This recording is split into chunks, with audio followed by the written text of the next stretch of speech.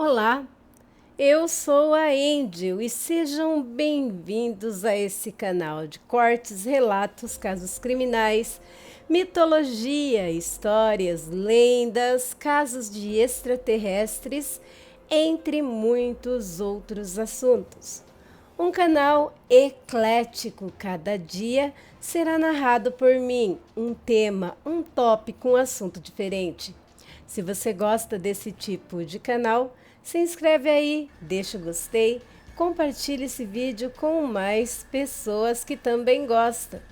Assista até o final, vai no sininho das notificações, se assim você o quiser, e ative a opção todas. Assim você receberá em primeira mão o conteúdo do canal assim que o mesmo chegar no YouTube. E hoje é dia de Domingo com o Drácula, com a leitura de Drácula de Bram Stoker. Este livro já inspirou muitas séries, filmes, entre outros. E esse foi publicado pela editora Pé da Letra.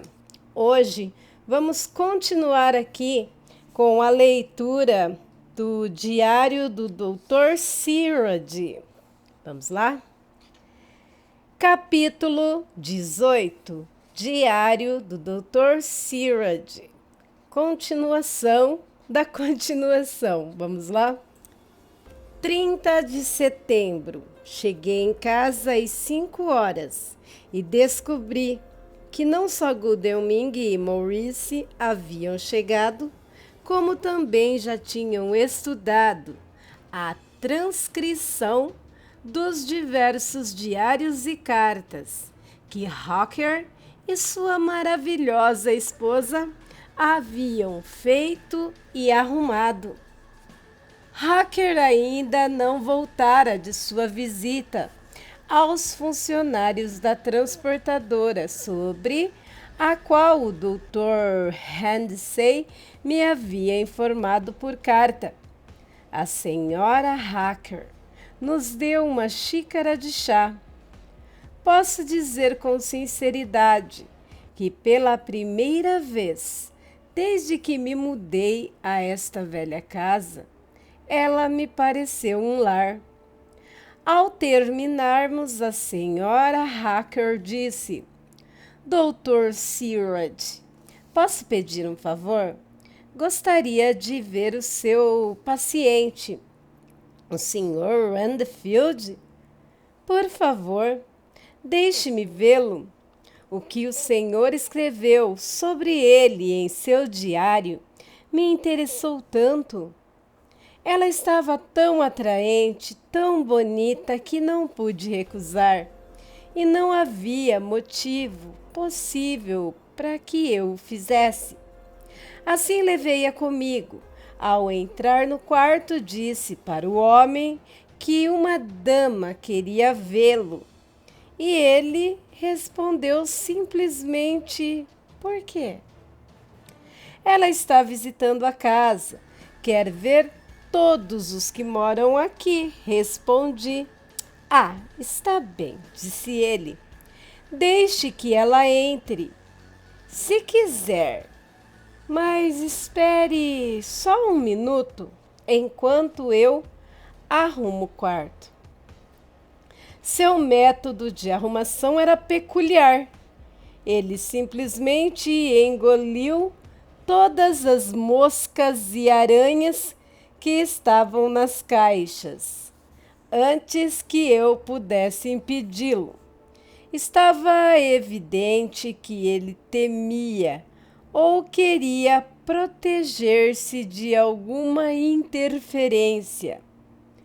Após terminar a sua tarefa nojenta, disse alegremente: deixe a dama entrar. Sentou-se na ponta da cama, com a cabeça baixada, mas com as pálpebras levantadas para poder vê-la quando entrasse. Por um instante, pensei que ele pudesse ter alguma intenção homicida. Lembrei-me de como ele ficara bem quieto um pouco antes de me atacar em meu próprio escritório. Tomei o cuidado de me posicionar onde poderia agarrá-lo imediatamente, caso tentasse saltar sobre ela. Ela entrou no quarto com uma graciosidade relaxada que conquistaria imediatamente o respeito de qualquer lunático, pois o relaxamento é uma das qualidades que as pessoas mais respeitam. Andou em direção a ele sorrindo de forma agradável e estendeu-lhe a mão. Bom dia, Sr. Randfield, disse ela. Conheço-o, pois o Dr. Searage me contou sobre você. Ele não respondeu de imediato, mas a olhou de cima a baixo, atentamente. Com o senho franzido, tal expressão transformou-se em admiração, que se misturou com dúvida. Então, para minha intensa surpresa, ele disse: Você não é a garota com quem o doutor queria se casar, não é? Não pode ser. Pois, sabe, porque ela está morta. A senhorita Hacker sorriu docemente enquanto respondia: não, tenho meu próprio marido com quem me casei, antes mesmo de conhecer o Dr. Searage, ou de ele me conhecer. Me chamo Senhora Hacker. E então, o que está fazendo aqui? Meu marido e eu estamos hospedados com o Dr. Searage, visitando. Então não fiquem. Mas por que não? Pensei que aquele tipo de conversa podia não ser agradável para a senhora Hacker, como não era para mim. Então entrei no meio. Como sabia que eu queria casar com alguém? A resposta dele foi simplesmente desdenhosa, dada após uma pausa, durante a qual tirou os olhos da senhora Hacker e olhou para mim instantaneamente, se voltando para ela novamente. Que pergunta assinina! Não concordo nem um pouco, Sr. Randfield, disse a senhora Hacker, imediatamente me defendendo. Ele respondeu a ela, com a mesma medida de cortesia e respeito que seu desdém por mim. Estou certo de que compreende, senhora Hacker, que quando um homem é tão amado e honrado quanto nosso anfitrião, tudo relativo a ele é interessante em nossa pequena comunidade. O Dr. Searage é amado, não só por seus criados domésticos e seus amigos, como também por seus pacientes, os quais, considerando que alguns têm muito pouco equilíbrio mental, são dados a distorcer causas e efeitos, visto que eu mesmo estou internado em um sanatório. Não posso deixar de perceber que as tendências ao sofismo de alguns dos outros pacientes pendem para os erros de non causa e ignorantio elench. Arregalei os olhos com aquele novo desdobramento. Ali estava o meu louco de estimação, o mais proeminente do seu tipo que eu já encontrara, falando de filosofia elementar, com modos de um cavalheiro bem educado. Me perguntei se fora a presença da senhora Hacker que o tocara, que tocara em algum ponto de sua memória. Se aquela fase fosse espontânea ou de qualquer forma, devido a uma influência inconsciente por parte dela, ela devia ter um raro dom ou poder. Continuamos conversando por algum tempo e vendo que ele parecia estar bastante razoável, ela ousou, lançando-me um olhar de indagação, a começar a conduzi-lo a outro assunto preferido dele. Novamente fiquei atônito, pois ele mergulhou na questão com a imparcialidade da mais completa sanidade. Chegou ao ponto de usar a si mesmo como exemplo ao mencionar certas coisas. Oras, eu mesmo sou um caso de alguém que tinha crenças estranhas. Na verdade, não me admira que meus amigos tenham ficado alarmados e insistiram que eu fosse colocado sob controle. Costumava pensar que a vida era uma entidade positiva e perpétua e que, consumindo uma enorme quantidade de coisas vivas, não importando se estavam em uma posição inferior na escala da criação, uma pessoa poderia prolongar a vida indefinidamente.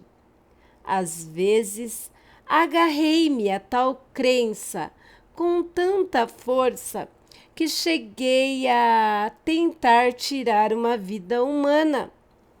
O doutor aqui confirmará que em uma ocasião eu tentei matá-lo para fortalecer meus poderes vitais pela assimilação em meu próprio corpo da vida dele, através do seu sangue, baseando-me, é claro, na frase das Escrituras, pois o sangue é vida. Apesar de que, é claro, fornecedor de tal cura, vulgarizou este truísmo ao ponto de se tornar ridículo. Não é verdade, doutor? Assenti com a cabeça, pois estava tão surpreso que mal sabia o que pensar ou o que dizer. Era difícil imaginar que o vira comer suas aranhas e moscas a menos de 5 minutos. Olhando para o meu relógio, vi que estava na hora de ir para a estação receber Van Helsing. Então disse à senhora Hacker que era hora de partirmos. Ela veio imediatamente, após dizer em tom agradável ao Sr. Randfield: adeus. Espero poder vê-lo com frequência, sob auspícios mais agradáveis para o senhor. Ao que, para minha admiração, ele respondeu: adeus, minha cara. Peço a Deus nunca mais ver sua face gentil. Que Ele te abençoe e te guarde.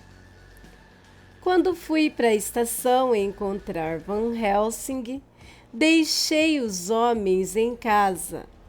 O pobre Art parecia mais animado do que estivera desde que Lucy ficou doente e a costumeira jovialidade de Quincy está mais proeminente do que esteve nos últimos dias. Van Helsing desceu do vagão com a agilidade de um garoto. Viu-me e imediatamente correu em minha direção dizendo: "Oh, amigo John, como estão as coisas? Tudo bem?"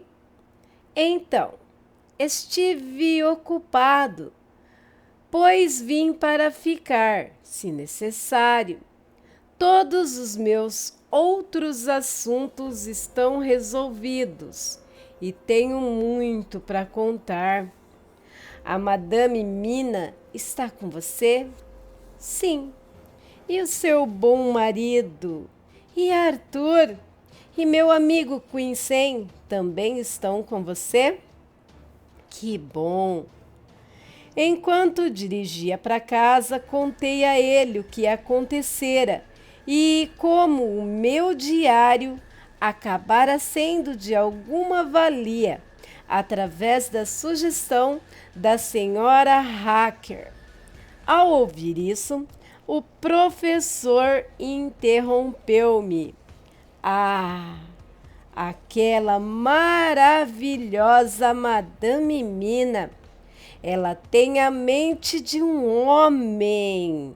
Bem, a mente que um homem teria se fosse muito dotado, e o coração de uma mulher.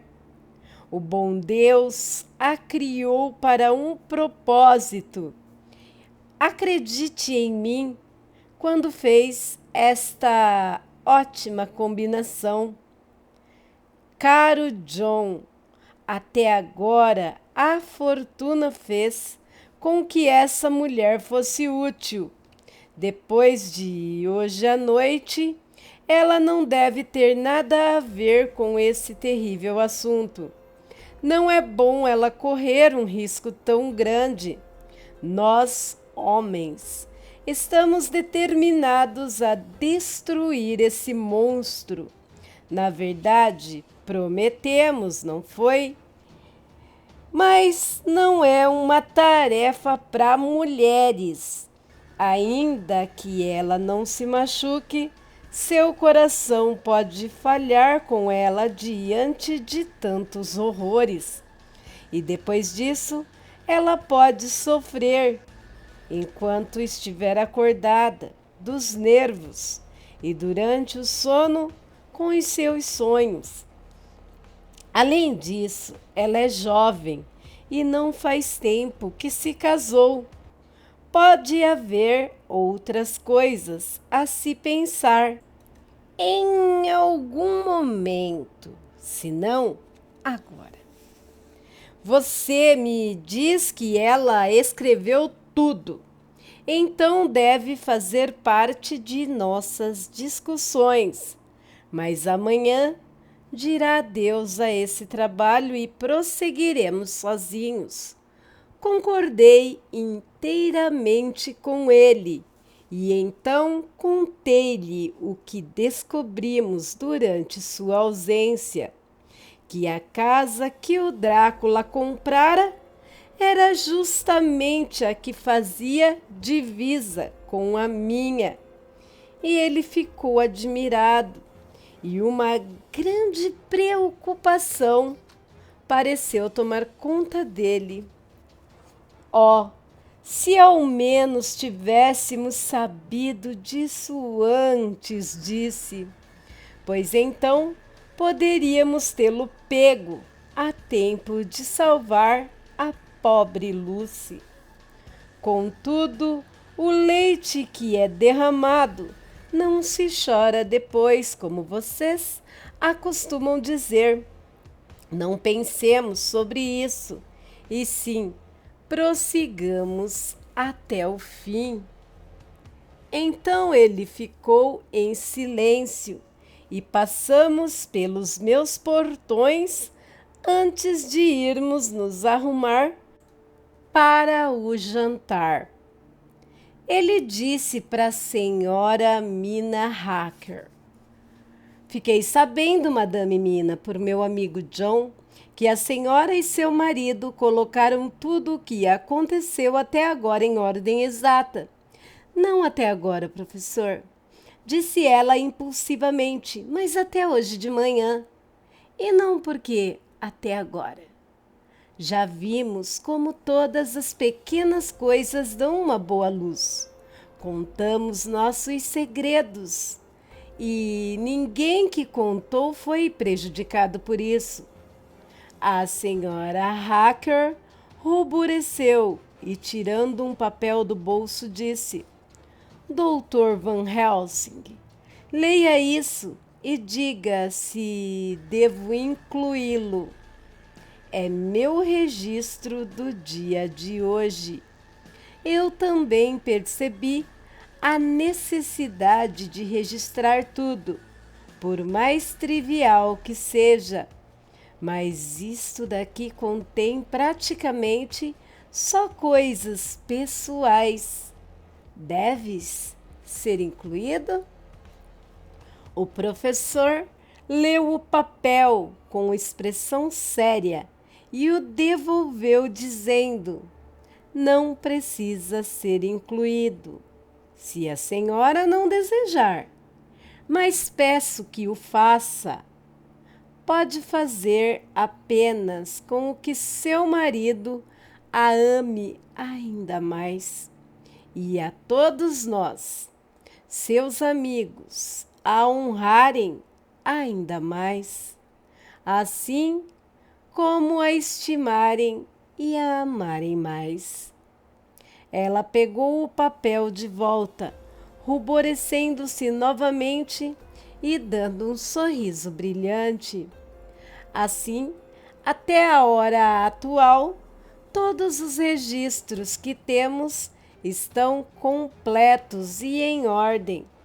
O professor pegou uma cópia para estudar após o jantar e antes de nossa reunião, que ficou marcada para as 9 horas. O resto de nós já leu tudo. Assim, quando nos encontramos no escritório, todos estaremos informados quanto aos fatos e poderemos fazer nossos planos de guerra contra aquele inimigo terrível e misterioso. Diário de Mina Hacker, 30 de setembro, quando nos encontramos no escritório do Dr. Siraj, 2 horas após o jantar, que fora às 6, formamos inconscientemente algum tipo de conselho ou comitê. O professor Van Helsing sentou-se na ponta da mesa, onde o Dr. Siraj gesticulara quando ele entrou na sala. Me fez sentar ao lado dele, à sua direita, e pediu que atuasse como uma secretária. Jonathan sentou-se ao meu lado. À nossa frente estava o Lord Godalming, Dr. Siraj e Sr. Maurice, com o Lord Godalming ao lado do professor e o Dr. Siraj no centro. O professor disse: Creio que posso supor que todos nós estamos familiarizados com os fatos contidos nestes documentos. Todos nós sentimos. E ele prosseguiu: Então, acho que seria bom que eu contasse algo sobre o tipo de inimigo com o qual temos que lidar. Os informarei, portanto, sobre uma parte da história deste homem, que foi investigada para mim, ou por mim. Assim poderemos discutir como devemos agir e estabeleceremos nossas medidas de acordo. As criaturas chamadas de vampiros existem. Alguns de nós têm provas de que existem. Ainda que não tivéssemos a prova de nossa própria experiência infeliz, os ensinamentos e os registros do passado dão provas o suficiente para qualquer pessoa sã. Admito que, de início, fui cético. Se não tivesse me treinado ao longo de muitos anos para manter a mente aberta, não teria acreditado até o momento em que os fatos trovejaram na minha orelha. Viu? Viu? Estamos provando. Oh, se ao menos eu soubesse algo logo de início do que sei agora. Na verdade, se eu houvesse ao menos adivinhado, uma vida tão preciosa teria sido poupada para nós que a amávamos. Mas isso já foi, de modo que precisamos trabalhar para que outras pobres almas não pereçam enquanto ainda as podemos salvar. O Nosferatu não morre após picar uma vez, como a abelha. Ele só fica mais forte, e estando mais forte, tem ainda mais poder de causar o mal. Este vampiro que está entre nós é tão forte quanto 20 homens. Tem mais astúcia do que qualquer mortal, pois é fruto de eras. Ainda tem o auxílio da necromancia, que é, como a etimologia sugere, a divinação através dos mortos. E todos os mortos, dos quais ele consegue chegar perto, ficam sob o seu comando. É um bruto, e mais do que um bruto, é um demônio calejado, mas em seu coração, não. Consegue, com certas limitações, aparecer a hora que quiser, no lugar que quiser e em qualquer forma que puder tomar. Consegue, dentro de seus poderes, controlar os elementos, a tempestade, a neblina, o trovão, comanda todas as criaturas inferiores, o rato, a coruja, o morcego, assim como a mariposa, a raposa e o lobo. Consegue aumentar e diminuir de tamanho e também, às vezes, desaparecer e ficar invisível. Como então devemos começar o nosso ataque para destruí-lo? Como encontraremos o seu local? E tendo encontrado, como o destruiremos? Meus amigos, isto é grande, é uma tarefa terrível que assumimos e pode haver consequências de fazer os corajosos tremerem, pois se falharmos nisso, ele certamente ganhará a briga. E então, qual será o nosso fim? A vida não é nada, não ligo para ela, mas falhar agora não significa estar entre a vida e a morte, significa tornarmos como ele. Daqui em diante, seremos criaturas da noite, asquerosas como ele, sem coração nem consciência, nos alimentando dos corpos e das almas daqueles que mais amamos. Para nós, os portões do céu estarão fechados para sempre, pois quem os abrirá para nós novamente? Seguiremos por toda a eternidade, sendo abominados por todos. Uma mancha na face do sol de Deus, uma flecha no corpo daquele que morreu pela humanidade. Mas estamos face a face com o dever, e neste caso, podemos fugir? De minha parte, digo que não, mas eu estou velho. E a vida, com sua luz do sol, seus lugares belos, seus cantos de pássaros, sua música e seu amor já ficaram para trás. Já vocês são jovens, alguns já experimentaram a dor, mas ainda têm dias belos pela frente. O que me dizem? Enquanto ele falava, Jonathan segurava minha mão. Eu temia tanto que a natureza horrenda de nosso perigo o estivesse abalando, quando vi sua mão se esticar, mas me deu vida sentir seu toque, tão forte, tão independente, tão resoluto.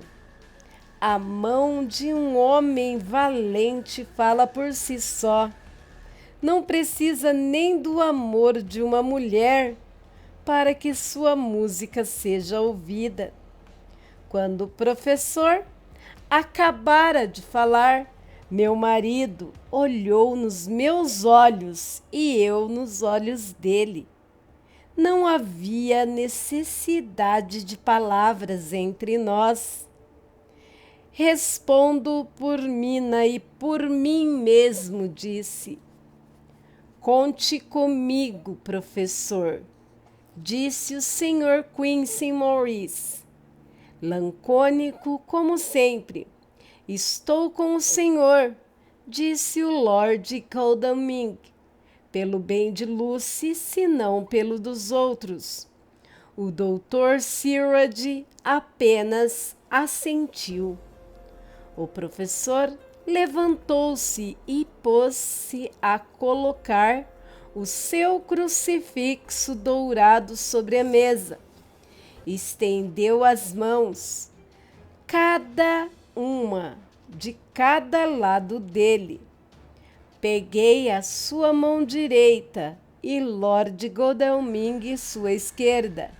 Jonathan segurou minha mão direita e a sua esquerda esticou-se para a outra por sobre a mesa em direção ao Sr. Morris.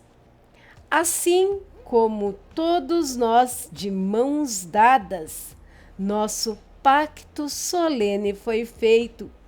Senti meu coração gelado, mas nem me ocorreu recuar. Retomamos nossos lugares e o Dr. Van Helsing prosseguiu com um tipo de animação que mostrava que o trabalho sério apenas começara. Deveria ser levado com tanta seriedade e de forma tão meticulosa quanto qualquer outra transação da vida. Bom, vocês sabem o que estamos enfrentando, mas nós também temos nossas forças. Temos do nosso lado o poder da combinação, que é negado aos vampiros. Temos os recursos da ciência. Somos livres para agir e pensar, e as horas do dia e da noite são nossas por igual. Na verdade, até onde vão nossos poderes, eles não têm limites e somos livres para usá-los. Temos nossa devoção pela causa e um objetivo a atingir que não é egoísta. Isso conta muito. Agora vamos ver as restrições sobre os poderes gerais que estão contra nós e o que o indivíduo não pode fazer. Em outras palavras, vamos considerar as limitações dos vampiros em geral e deste em particular. Tudo o que temos para nos basear são tradições e superstições. Logo de cara, não parecem ser de muita valia quando se trata de uma questão de vida ou morte. Não, mais do que vida ou morte. Ainda assim, precisamos nos contentar primeiro, porque é necessário, não temos outro meio. E segundo, porque no final das contas, estas coisas, tradição e superstição, são cruciais. A crença em vampiros não se baseia nestas duas? Para as outras pessoas, apesar de não para nós? Há um ano, quem dentre nós teria aceitado tal possibilidade? No meio de nosso século XIX, tão científico, cético e prático, até mesmo observamos uma crença que foi justificada na frente de nossos próprios olhos. Suponhamos então que os vampiros e as crenças em suas limitações e em sua cura estejam neste momento sobre a mesma base, pois devo dizer que eles são conhecidos em todos os lugares habitados pela humanidade, na Grécia Antiga, na Roma Antiga. Eles floresceram em todos os cantos da Alemanha, na França, na Índia e até mesmo na Crimeia e na China, tão distante de nós. E em todos os aspectos, até mesmo lá, as pessoas os temem até hoje. Eles seguiram os guerreiros islandeses, os diabólicos hunos, os eslavos, os saxões, os magiares. Até agora, então temos tudo sobre o que podemos agir. E deixem-me dizer que muitas das crenças são justificadas pelo que vimos em nossa própria experiência infeliz. Os vampiros continuam vivendo e não morrem com a mera passagem do tempo. Eles podem florescer enquanto se alimentarem do sangue dos vivos. Mais do que isso, vimos entre nós que eles conseguem até mesmo rejuvenescer-se e que suas faculdades vitais ficam mais vigorosas e parecem se recuperar quando o seu sustento especial é abundante. Mas eles não conseguem florescer sem essa dieta. Eles não comem como os outros. Até mesmo nosso amigo Jonathan, que viveu com ele por semanas, nunca o viu comer em nenhum momento. Ele não faz sombra, não tem reflexo no espelho, como Jonathan, mas uma vez observou: Ele tem a força de muitos em suas mãos, como testemunhado por Jonathan, quando ele fechou a porta para impedir a entrada dos lobos, e quando o ajudou a descer da carruagem também.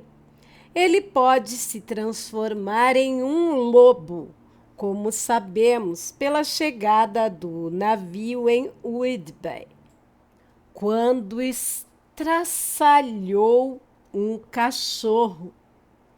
Consegue ser um morcego, como a Madame Mina viu na janela em Whidbey, e como nosso amigo John o viu voar em sua casa, logo aqui do lado, e como o nosso amigo Quincy viu na janela da senhorita Lucy. Ele pode vir em uma névoa que ele mesmo cria. Aquele nobre capitão do navio provou isso. Mas, pelo que sabemos, a distância que ele pode percorrer nessa névoa é limitada, e ela só consegue ficar ao redor dele. Ele chega nos raios de luar, como uma poeira elementar, como Jonathan novamente viu. Aquelas irmãs do castelo do Drácula conseguem ficar tão pequenos como nós mesmo vimos a senhora Lucy, que descanse em paz, passar por um espaço do tamanho de um fio de cabelo na porta da tumba. Consegue, depois de encontrar o seu caminho, sair ou encontrar qualquer coisa. Não importa quão fechada esteja, até mesmo fundida pelo fogo soldado. Como vocês dizem? Consegue enxergar no escuro, o que não é um poder insignificante em um mundo onde estão escondidos da luz. Mas escutem-me até o fim.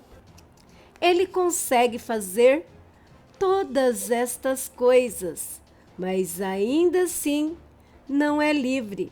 Não, ele é mais prisioneiro do que um escravo em um barco, do que um louco em sua cela. Não pode ir onde quiser. Ele, que não pertence à natureza, ainda tem que responder a algumas de suas leis, obedecer a algumas de suas leis. O porquê? Não sabemos. Não pode entrar em lugar nenhum de primeira, a não ser que alguém da casa o convide. Mas depois disso, pode entrar quando quiser. Seu poder cessa, assim como de todas as coisas maléficas, com a chegada do dia. Só em certos horários ele pode ter uma liberdade limitada. Se não estiver no lugar ao qual está ligado, só pode se transformar ao meio-dia, ou exatamente na aurora, ou no crepúsculo. Essas coisas nos foram contadas e neste nosso registros temos provas por inferência. Portanto, apesar de poder fazer o que quiser, dentro de seus limites, quando tem o seu lar de terra, seu lar de caixão, seu lar infernal, o lugar não consagrado, como vimos quando foi até o túmulo do suicida em Whidbey.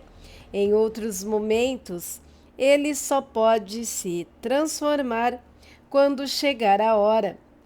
Também dizem que ele só pode cruzar água corrente na maré baixa ou alta, Ademais, há coisas que o afligem, tanto que o deixam impotente, como o alho, que sabemos, e quanto às coisas sagradas, como esse símbolo, meu crucifixo, que está entre nós mesmo agora, quando debatemos.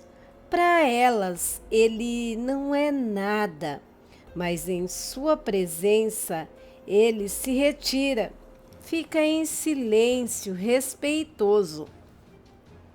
Há outras também sobre as quais lhes contarei, caso precisemos delas em nossa busca. Um galho de rosas selvagens sobre seu caixão o mantém lá, o impedindo de se mexer. Uma bala sagrada, atirada em seu caixão, o mata definitivamente. E quanto à estaca em seu coração, já sabemos que o faz descansar em paz, como também a decapitação. O vimos com os nossos próprios olhos. Assim, quando encontrarmos a morada deste que não é mais humano, podemos confiná-lo ao seu caixão e destruí-lo, se obedecermos ao que sabemos. Mas ele é esperto. Pedi ao meu amigo Armínios, da Universidade de Budapeste, que registrasse tudo o que sabe e por todos os meios existentes. Ele me contou sobre o passado do conde. Ele deve ter sido aquele voivodê Drácula que se tornou célebre por suas batalhas contra os turcos, pelo grande rio que fica bem na fronteira com a Turquia.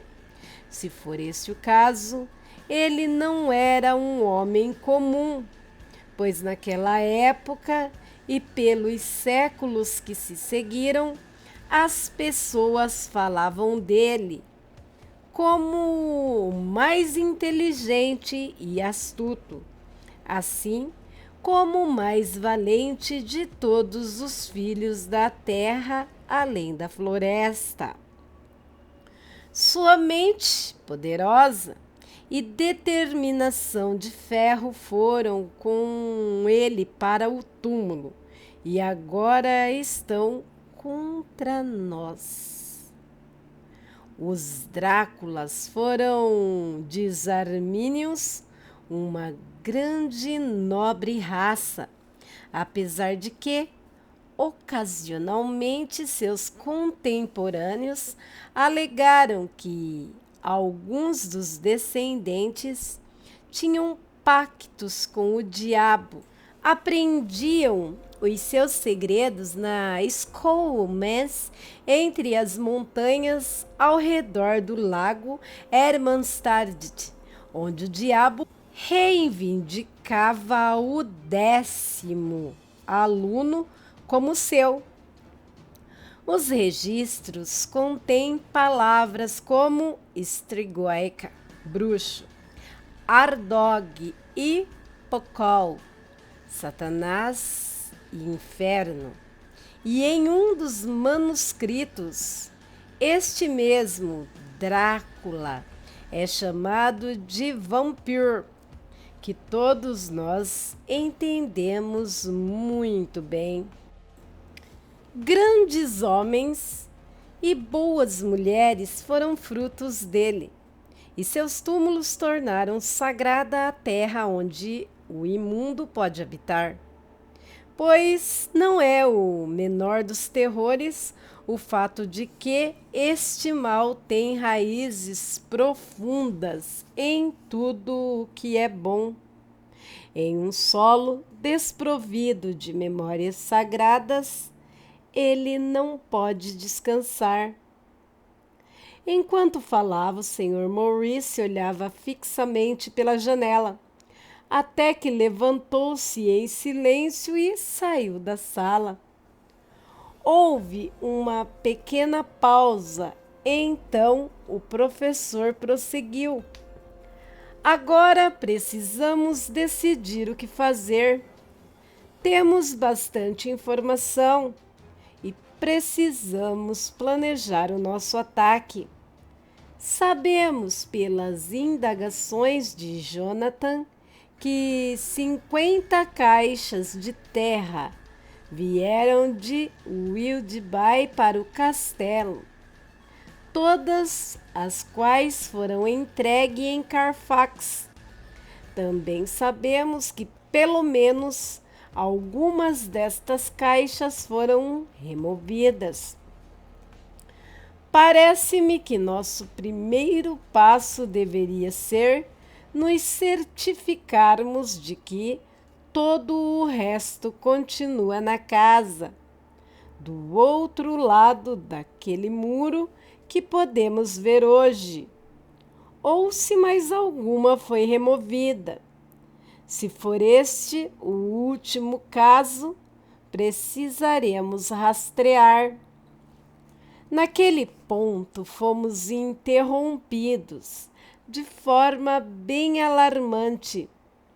Do lado de fora da casa veio o barulho de um tiro de pistola.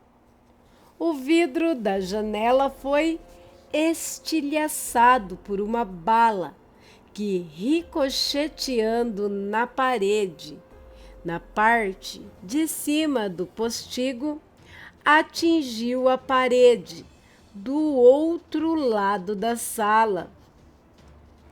Temo ser, no fundo, uma covarde, pois dei um grito. Todos os homens pularam de pé. Lord Godalming correu para a janela e ergueu a cortina. Ao fazê-lo, ouvimos a voz do Sr. Maurice vindo lá de fora. Desculpe, temo tê-los assustado. Vou entrar e contar-lhes o que aconteceu. Um minuto depois ele entrou e disse: foi algo muito idiota de se fazer. Peço seu perdão, Sra. Hacker, do fundo do coração. Imagino que devo tê-la assustado terrivelmente. Acontece que, enquanto o professor falava, apareceu um morcego grande que pousou no batente da janela. Peguei tamanha aversão por esses bichos, devido aos últimos acontecimentos, que não consigo mais suportá-los. Então saí e tentei atirar nele, como tenho feito ultimamente à noite, sempre que vejo um. Você costumava rir de mim por causa disso, Art? Você acertou? Perguntou o Dr. Van Helsing. Não sei. Acho que não, pois voou para o bosque. Sem dizer mais nada, voltou ao seu lugar e o professor retomou a sua fala. Precisamos rastrear cada uma dessas caixas e, quando estivermos prontos, deveremos capturar ou matar o monstro em seu covil. Ou precisamos, por assim dizer, esterilizar a terra, para que ele não possa mais se abrigar nela. Assim, poderemos finalmente encontrá-lo em sua forma humana, entre o meio-dia e ao pôr do sol, e combatê-lo quando estiver mais fraco. Quanto à senhora Madame Mina, esta noite é o fim, até que tudo esteja bem. A senhora nos é preciosa demais para se arriscar. Quando partirmos esta noite, não deve nos questionar. Lhe contaremos tudo na hora certa. Somos homens e capazes de suportar. Mas a senhora deve ser nossa estrela guia e nossa esperança, e poderemos agir com mais liberdade, sabendo que não estará em perigo como nós.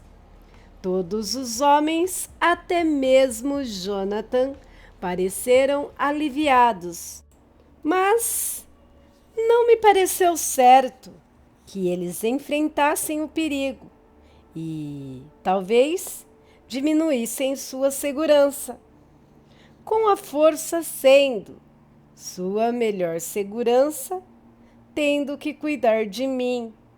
Mas estavam decididos, e apesar de ter sido difícil para mim aceitar, não pude dizer nada, a não ser aceitar os seus cuidados cavalheirescos.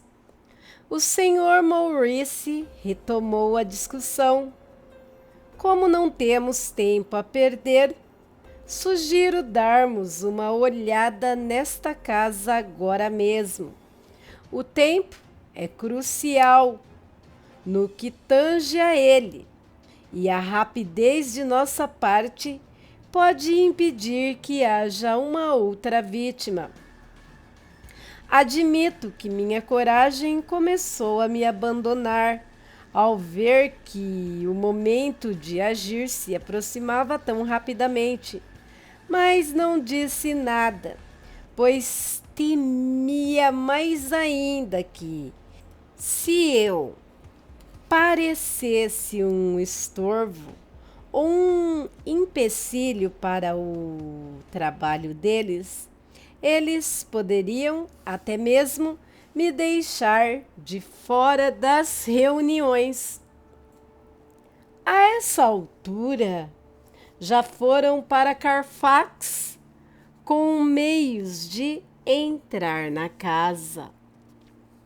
De forma tipicamente masculina, me mandaram ir para a cama e dormir, como se uma mulher conseguisse dormir quando aqueles que ama estão em perigo. Me deitarei e fingirei dormir para que Jonathan não tenha ainda mais uma preocupação assim que chegar. Diário do Dr. Sirad, 1º de outubro, 4h. Justo quando estávamos prestes a sair de casa, uma mensagem urgente me foi trazida de Randfield, perguntando se eu poderia vê-lo imediatamente, pois tinha algo de extrema importância para me contar. Disse ao mensageiro que atenderia aos desejos dele pela manhã, pois estava eu ocupado naquele momento.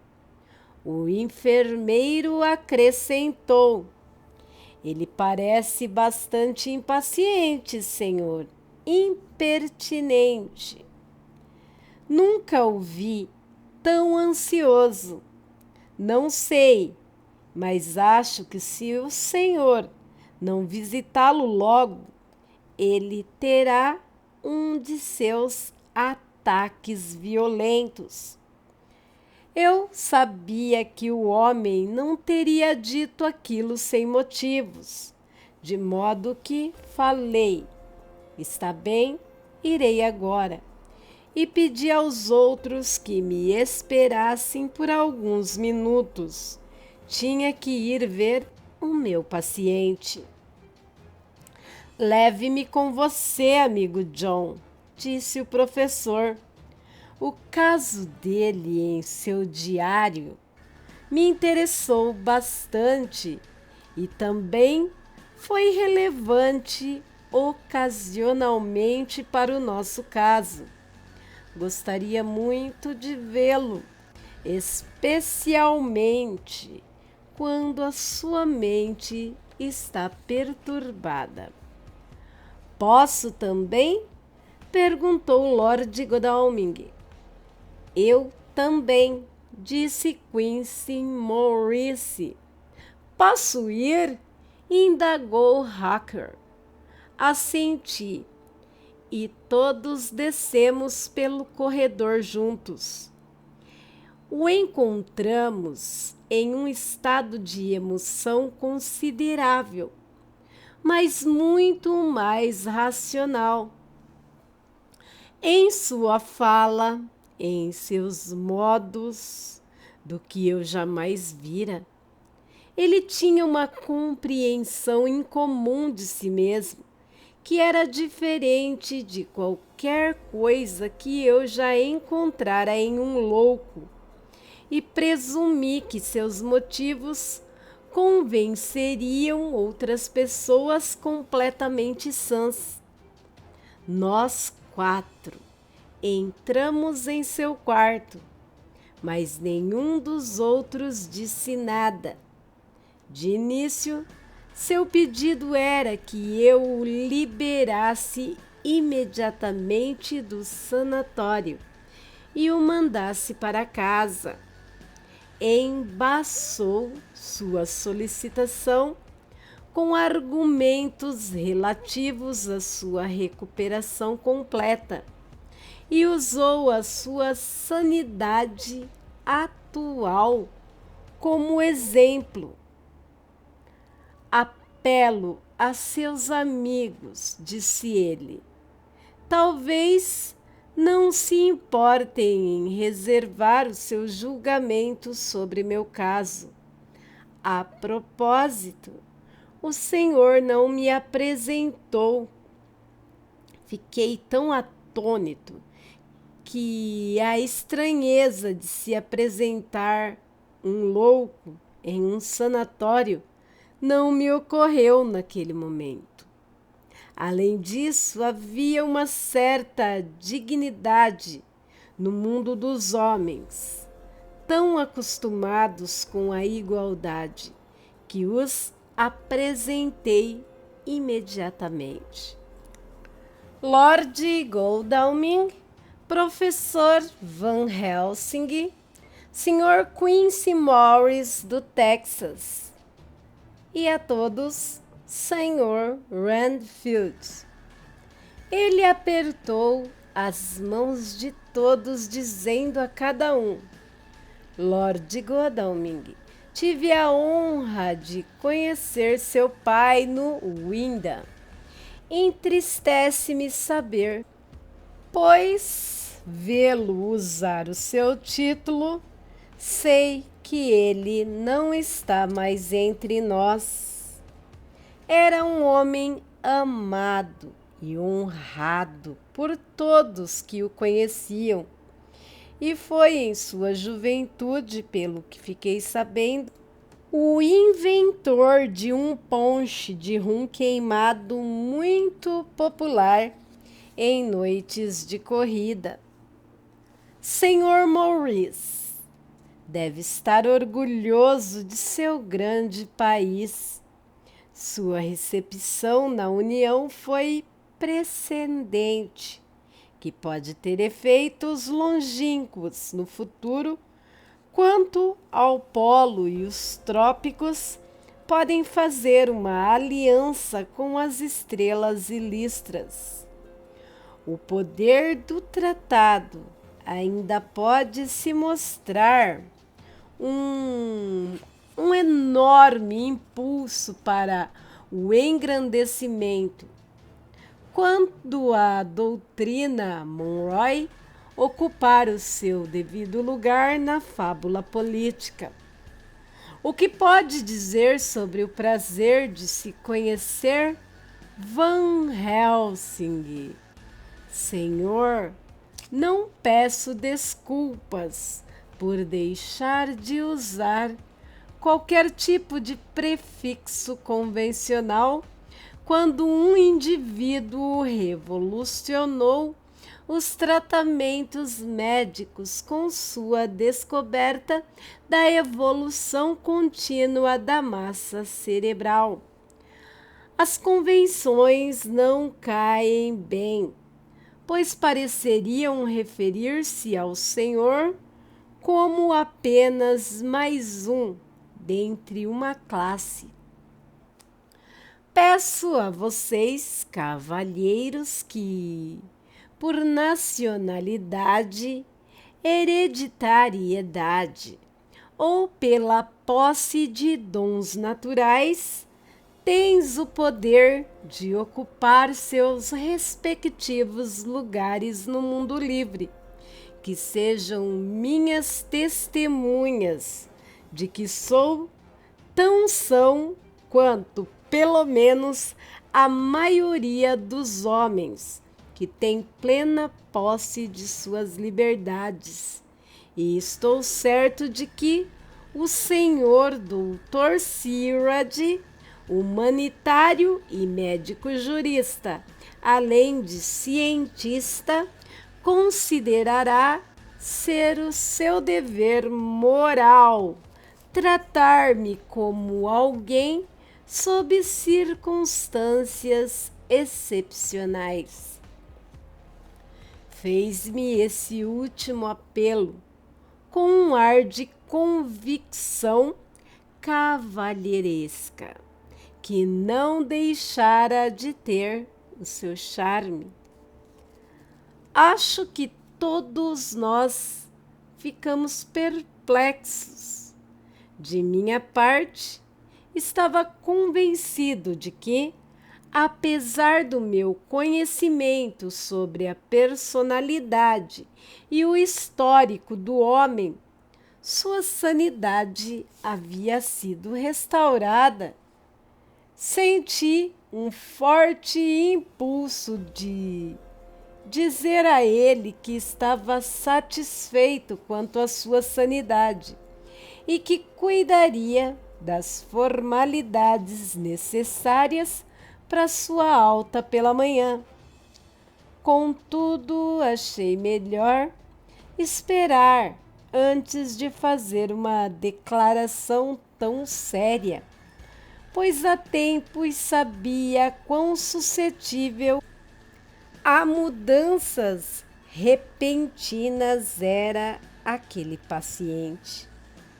Assim, limitei-me a fazer uma declaração genérica de que parecia que ele estava melhorando com bastante rapidez e que veria o que poderia fazer para atender os seus desejos. Isso não o satisfez nem um pouco, pois disse rapidamente: temo, Dr. Siraj, que o senhor não entendeu o que desejo. Gostaria de sair daqui agora, nesta mesma hora, neste instante, se puder. O tempo urge e é a essência de nosso acordo tácito com a velha da foice. Tenho certeza que basta informar a um médico tão admirável quanto o Dr. Siraj sobre tal desejo, tão simples, mas tão importante para garantir que seja atendido. Olhou para mim com a atenção e, vendo a recusa no meu rosto, virou-se para os outros, avaliando-os de perto. Sem obter a resposta que queria, prosseguiu: será que me enganei em minha suposição? Sim, enganou-se. Respondi com franqueza, mas ao mesmo tempo com veemência. Houve uma pausa considerável, até que ele disse lentamente: então, suponho que preciso só mudar os argumentos que embasam minha solicitação. Permita-me pedir essa concessão, regalia, privilégio, como quiser chamar. Contento-me com implorar, em um caso como este, não por motivos pessoais, mas pelo bem dos outros. Não tenho a liberdade de contar-lhe todos os meus motivos, mas garanto que o Senhor pode acreditar que são muito bons, sólidos e altruístas, advindos do mais alto senso de dever. Se conseguisse, Senhor, olhar dentro de meu coração, aprovaria completamente os sentimentos que me motivam. Não mais do que isso, me incluiria entre os melhores e mais fiéis de seus amigos. De novo, olhou atentamente para todos nós.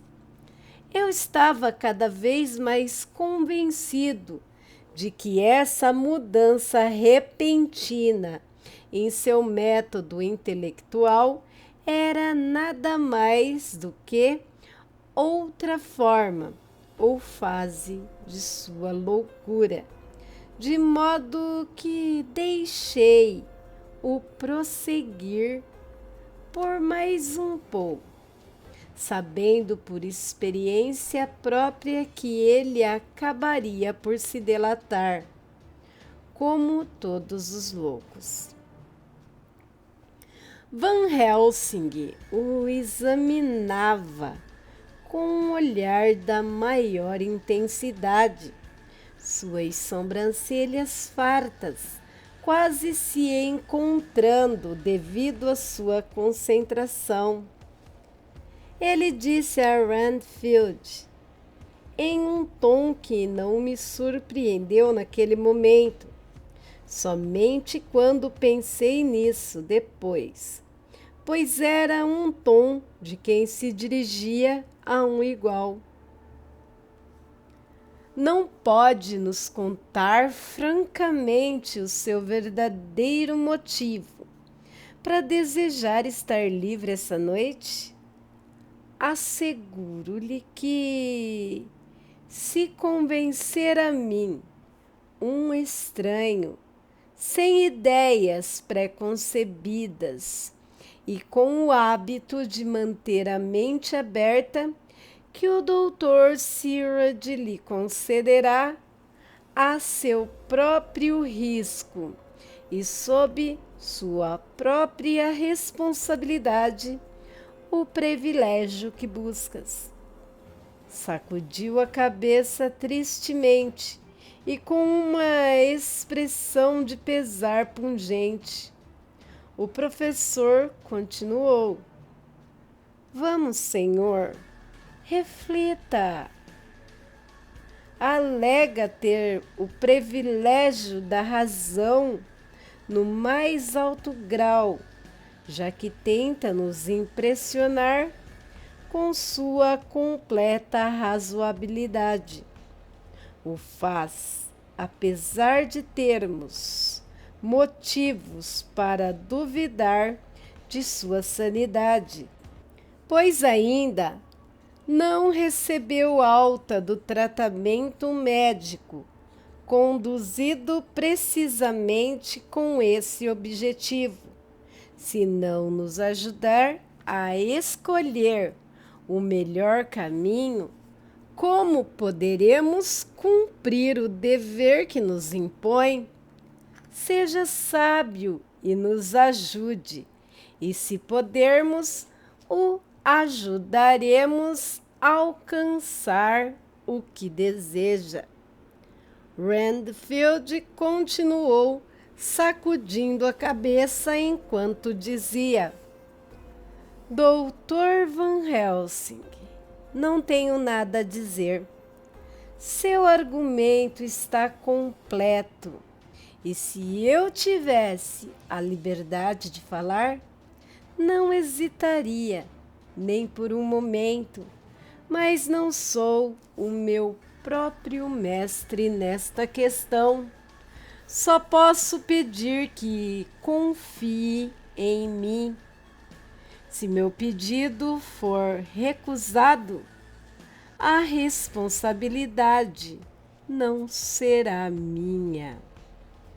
Achei que era hora de acabar com aquela cena, que estava se tornando comicamente séria demais. Então, dirigi-me até a porta dizendo simplesmente: venham, meus amigos, temos trabalho a fazer. Boa noite. Contudo, ao me aproximar da porta, o paciente passou por uma nova mudança.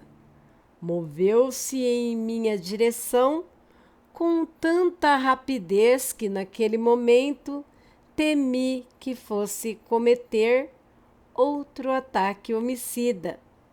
Porém, meus medos eram infundados, pois ele ergueu as duas mãos, implorando, e fez sua petição de uma forma muito comovente.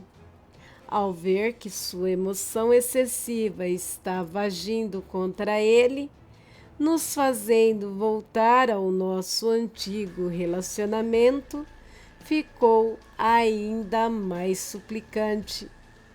Lancei um olhar a Van Helsing e vi minha convicção refletida em seus olhos.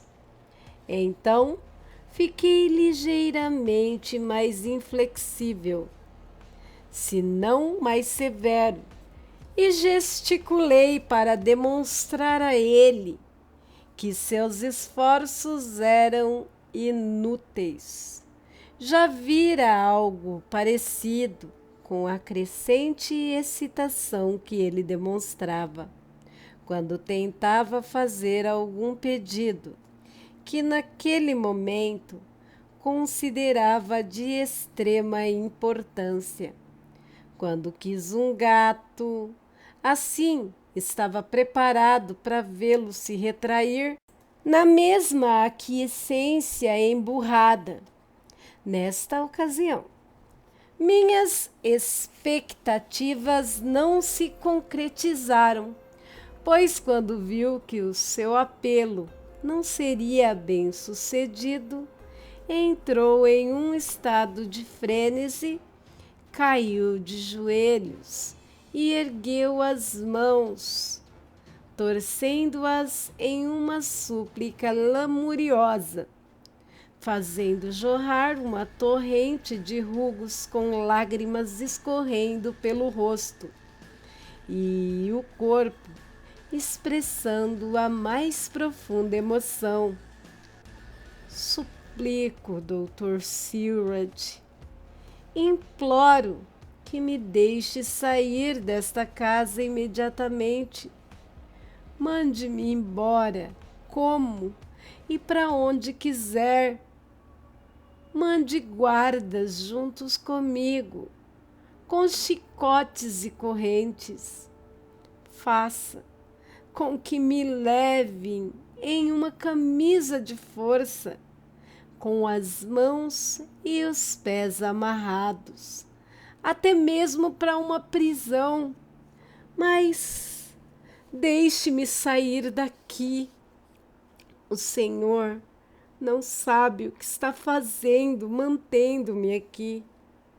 Estou falando do fundo do coração, da minha alma. O Senhor não sabe quem está prejudicando, nem como, e não posso contar-lhe, ai de mim, não posso contar, por tudo que o Senhor tem de mais sagrado, por tudo o que preza, por seu amor que perdeu, por sua esperança que ainda vive, pelo Todo-Poderoso, tire-me daqui e salve a minha alma da culpa. Não está me ouvindo, homem? Não compreendes? Não vai aprender nunca? Não vê que agora estou sendo sincero? Que não sou um louco tendo um ataque, e sim um homem são, lutando por sua alma. Ah, me ouça, me ouça. Deixe-me ir, deixe-me ir, deixe-me ir, deixe-me ir. Imaginei que quanto mais aquilo durasse, mais selvagem ele ficaria, o que causaria um de seus ataques. Então o peguei pela mão e o fiz levantar-se. Venha, disse severamente, chega, já ouvimos o bastante. Vá para a cama e tente se comportar com mais discrição. Ele parou de repente, olhou para mim atentamente. Por vários momentos, então, sem dizer uma palavra, andou até a cama e sentou-se na beirada. A prostração o dominara, como anteriormente, conforme eu havia esperado.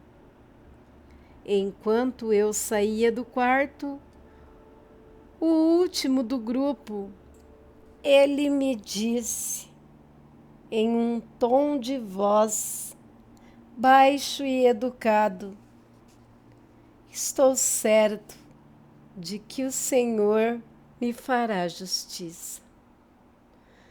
Doutor Sirad há de se lembrar mais tarde de que fiz tudo o que pude para convencê-lo esta noite. Final da parte do capítulo 18. Semana que vem prosseguiremos com o capítulo 19, O Diário de Jonathan Harker, do livro Drácula de Bram Stoker.